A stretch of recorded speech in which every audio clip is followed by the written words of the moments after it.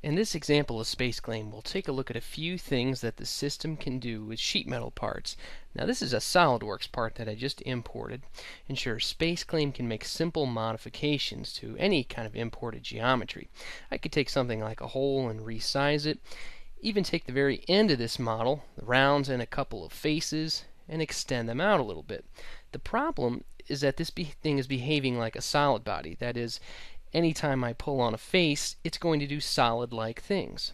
It's going to treat it like a solid. That's why in SpaceClaim we have a tab dedicated for sheet metal operations, which also includes taking any imported body and converting it to sheet metal with just a click of a button.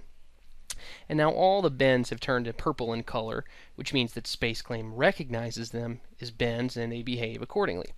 Now there's still a few more features I may want to recognize accordingly and do some intelligent operations with, like recognizing beads. So with one click of a button I can recognize all those beads and solidify them as such. Now operations that I do, the model will behave like sheet metal. So if I take a small tab on the end, or a small flange, I can rotate it and everything will behave accordingly and the bends will be recognized.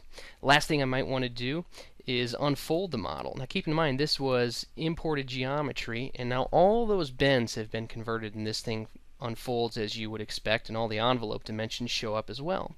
Now if you're used to using something like AutoCAD and using layers, SpaceClaim includes those too. So all the forms, all the beads, as well as the bend dimensions and every line that bends up or down, those show up accordingly on different layers. So there you have it. With just a couple of clicks of a button, I can take any imported model and convert it into something intelligent and do necessary sheet metal operations. So thank you very much for watching.